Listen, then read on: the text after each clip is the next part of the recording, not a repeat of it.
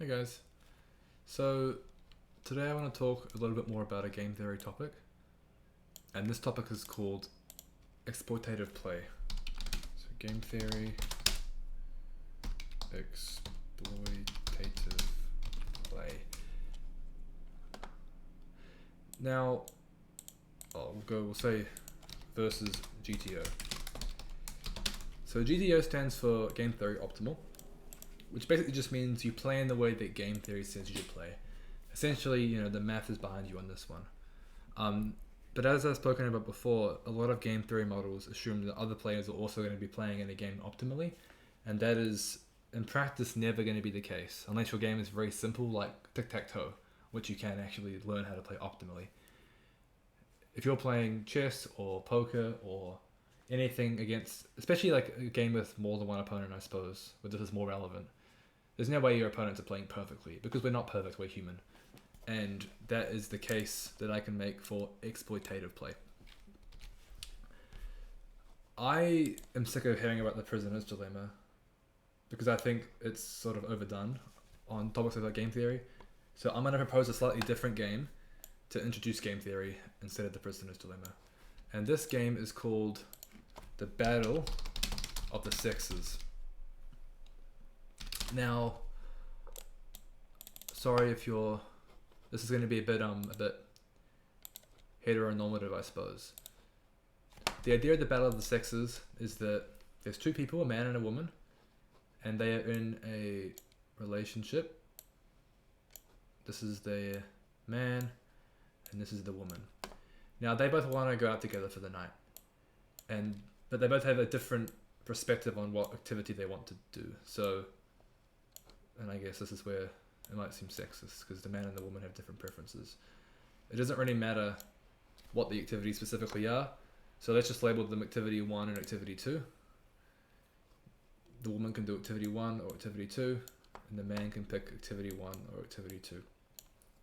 Now, the woman prefers activity 1, and the man prefers activity 2. So if the man could pick and make the woman pick the same thing, the man kind of wants to do this one. The woman prefers this one. But they would both rather do the other person's activity with them than be separate, because they love each other or whatever. So let's say if they're doing activities 2 and 1 respectively, these are our payoffs, 0, 0. Now the first number is the man's payoff, and this is the woman's payoff. It just means they're both very unhappy. They get 0 value from this interaction. You could argue the man's a bit more happy because he's at least doing the activity of his. Well, actually, they're both doing the activity of their preference, I suppose, but they're doing it alone, which sucks. Same thing here. This is like even worse, honestly, because they're doing the ones they don't want to do. Now, if they're both doing activity 1, the man gets 1 point of happiness because he's with the woman. He loves her. He wants to do this stuff with her. She gets 2. She's a bit happier because it's her favorite activity. And the opposite is true for the man. So the man will get 2 if we do activity 2, but only 1 from activity 1. I think I'm actually going to change these to activities A and B because I don't want any confusion with these numbers. Cool. So now the question is basically, you're the man in the game. Again, it doesn't matter. You can be the woman. It's the same thing. And what activity do you pick? So there's this concept in game theory where obviously what you pick is going to depend on what they pick. As the man, if you think that she's going to pick activity A, you should probably just suck it up and pick activity A, because 1 happiness point is better than 0 happiness. But if you think she's going to pick activity B, you should also do that, because you're getting 2 instead of 0. Oh, sorry, 2 instead of 0, I should say. So basically, you want to pick whatever they picked. Now, in a real life couple, they're going to talk about this, obviously, and agree on the one together. They're going to do some bargaining. Maybe she wants to do it a little more than him, and he'll concede. It doesn't really matter. But for game theory, because we have to be logicians for these things to work, we're going to assume that they're going to be perfectly logical, and they're both not allowed to communicate until they pick a place. So they're both just going to show up at a location, and I guess hope the other person picks the same location. Now the question is, what is the optimal play? Well, the optimal play for the man depends on what the woman picks, but the optimal play for the woman depends on what the man picks. So we have this issue where they both influence each other. So what is truly right? The man shouldn't always pick A, and the man also shouldn't always pick B. The man needs to do both strategies with a certain frequency. And in game theory, this is called a mixed strategy. In poker, it's called randomizing. Because if the man just keeps picking A over and over again, the woman's going to catch on to it and keep picking A, and the man's going to be left out. And if the man keeps picking B over and over again, I guess the woman's going to want to pick B as well to be with him, but now she's missing out. So either way, an optimal thing isn't going to happen here. Let's calculate the payoffs. So first, let's consider the woman's options. Let's say that W of A means the odds that the woman picks A, and W of B means the odds that the woman picks B. And let's say that these things sum to 1, because they have to, right? The odds that the man picks activity A plus the odds that the man picks activity B is also going to sum to 1. Now let's calculate the man's payoffs. So from picking A, we're going to write what's called a utility function. Utility for the man for picking A. And this is going to be equal to 1 times the chance that the woman picks A, which is just going to be the odds that the woman picks A, plus 0 times the odds that the woman picks B, which is going to be 0. So basically, the utility for the man in picking A is just going to be whatever the odds are that the woman picked A. Now let's calculate the utility for the man of picking B. Well, if the woman picks A, he gets 0, but if the woman picks B, he's going to get a utility of 2. So it's going to be 2 times the odds that the woman picked B. And you'll see that for the woman, it's the exact same. So the utility for the woman of picking A is going to be equal to, well, 2 times the probability that the man picked A.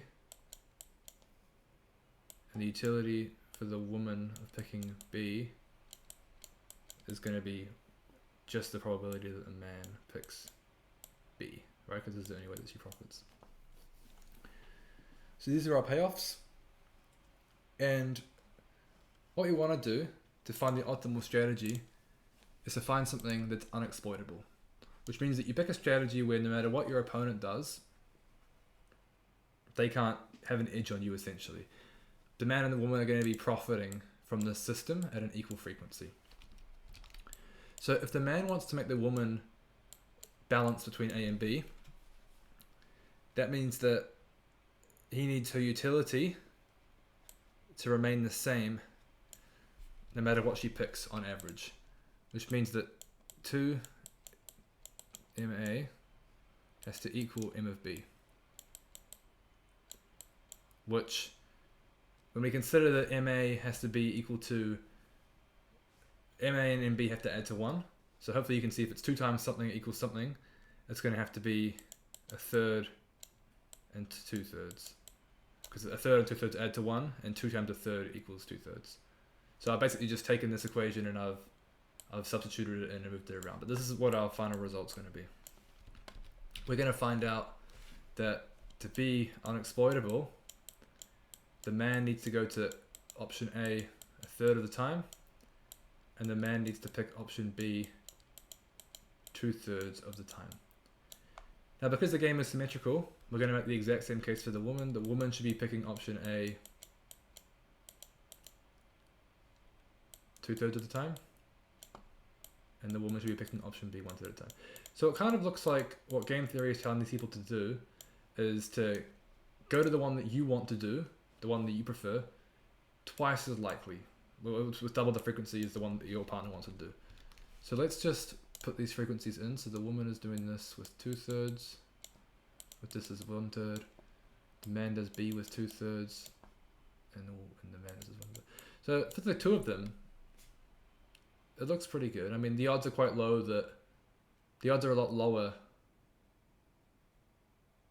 that they both go to a different thing. But yeah, so this is our final table. The reason I bring this up, these calculations that I've done, this is what it means to be playing unexploitably in a game. And I'm going to give another example of a game where you can play unexploitably. And that game is rock, paper, scissors. It's a very well-known game, but you'll see where I'm going with it. So rock, paper, scissors.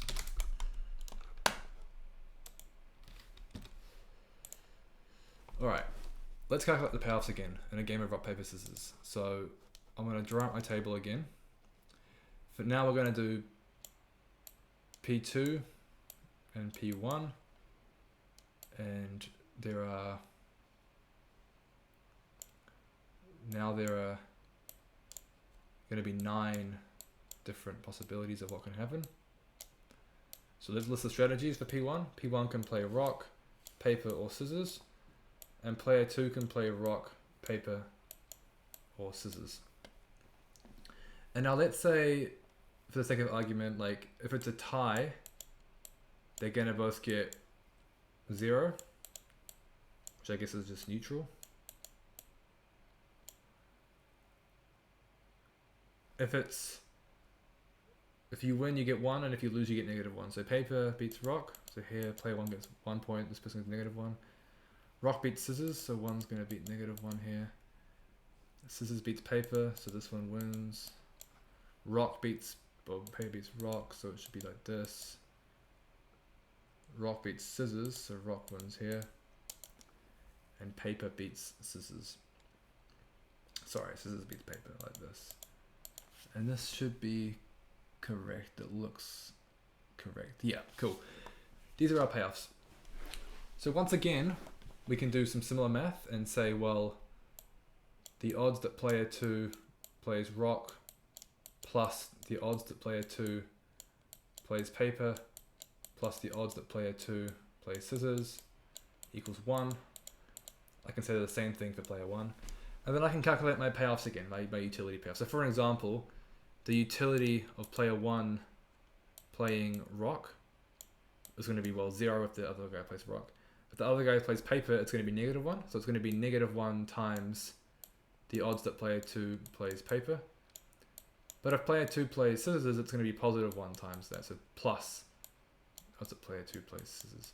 Now, I could fill these all out again and get a big system of equations. And I could then, like I did before, calculate my optimal frequencies for player 2 and player 1. Spoiler alert, because I don't have to deal with this math, it's all going to be a third.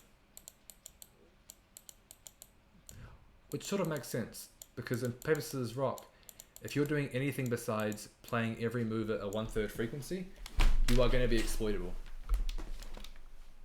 And what I mean by that is, well, imagine you're playing paper, scissors, rock with your friend, and you've noticed they're playing rock a little bit too much. They're not playing it way too much, but they're playing it, let's say, at a 40% frequency. Let's say you've noticed from playing with your friend that instead of playing it at a 1/3 frequency, they're playing rock about 40% of the time, and maybe they're playing the other two about 30% of the time. So it's not a huge deal. Now, the big question is now, how do you play? Well, if you've noticed that they're playing rock a little bit too much, you might just say, well, let's just play paper always, right? I'm going to always play paper, and I'm going to win in all these scenarios. In these scenarios, I'm going to draw, so it doesn't really matter, and in these scenarios, I'm going to lose. So I'm winning way more than I'm losing, right? Of the games that I win, I'm going to be winning 4 over 7 of them, because it's out of this 70%, right? Here's a counter argument to that. If you start playing paper over and over again, they're going to realize that you're playing paper all the time. And then they're going to change their strategy. And they're going to start playing more scissors. And now you're all screwed up. You have to change your strategy. You're going to have to keep accommodating for each other.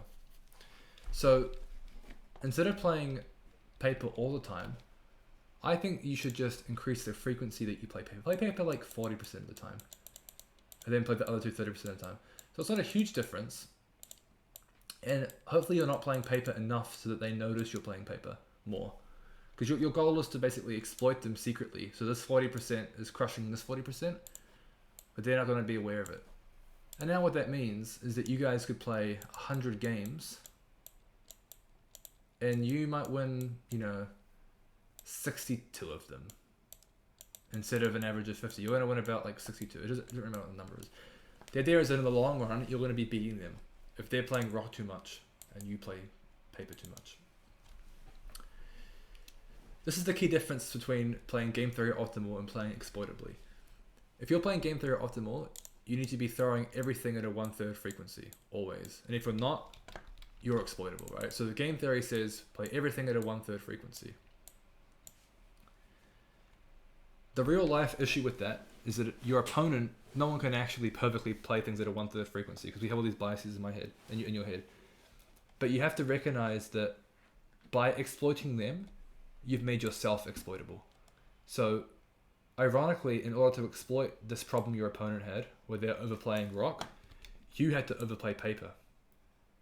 Now, if they notice that you're overplaying paper, they're going to start overplaying scissors, right? So I guess the key takeaway I want to get through in this video is that in order to exploit, you open yourself up to exploitation. In poker, when we talk about GTO, which is sort of one of the main areas that the phrase is thrown around, game theory optimal poker, that's referring to playing in a way like this, like playing rock, paper, and scissors all 1/3 of the time.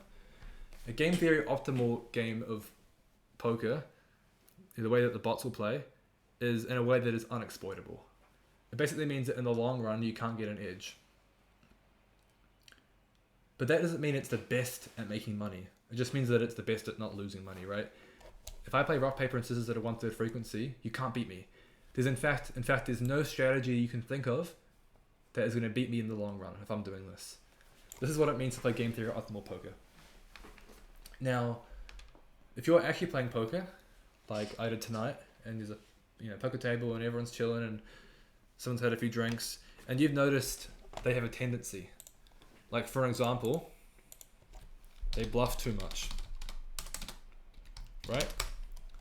They bluff too much. So in poker, let's say for example, you should be bluffing. It's going to be game theory optimal to be bluffing on the river 35% of the time, right? So let's say, on the river, you bet about half the pot they call. You're going to be bluffing about 35% of the time. But let's say that your actual opponent, OP, is going to be bluffing 60% of the time. So 60%, you've noticed that 60% of the time, they're showing up with the bluff. Now, it's kind of a similar problem. What do you do about this? Do you just keep playing game theory optimal and keep bluffing at your proper frequency and calling them at the proper frequency and just letting them do this? No, of course not, right? They're giving you free money. They've got a tendency and you should be exploiting them. So when you're playing against this specific player, you should call them more, right? Call more. Call lighter. Call with hands that aren't as good. Because if they're bluffing at 60% frequency, you should be calling basically everything. Now, if you're calling everything, they're going to notice that you're calling everything, like in this scenario with the rock, paper, scissors, and then they're going to readjust their strategy to now never bluffing and always having to get the best hand. Sort of like how this guy can switch to playing scissors. So instead of calling everything, just call more. Increase your call frequency. If they're over bluffing, you should be over calling. If they're under bluffing, you should be under calling, right? Like you're going to follow what they do. This is the key difference between exploitative play and game theory optimal. The best poker players that I played with don't play game theory optimal because the goal in poker, and in all these games really, isn't to play the most technically sound, it's to win the most games, or in poker to win the most money. You do that by exploiting your opponents. This is the problem I have because I'm a big math guy. I like to try and do the calculations. I like to think that I'm a bit less exploitable, but I'm not seeing all these opportunities to exploit, right? I'm not taking the opportunity. The guy that bluffed 4 times tonight, who bets again, he's probably bluffing again. It's obviously in his nature. I should be calling him more. So being exploitative isn't necessarily bad, as long as you're the one with the upper hand. As long as you're the one that's playing paper at 40% frequency to their 40% frequency of playing rock. Yeah. The Prisoner's Dilemma is another one you can look at. Obviously, it also involves these concepts. But yeah, that's about all I have to say about this. So yeah, thanks for watching. Cheers.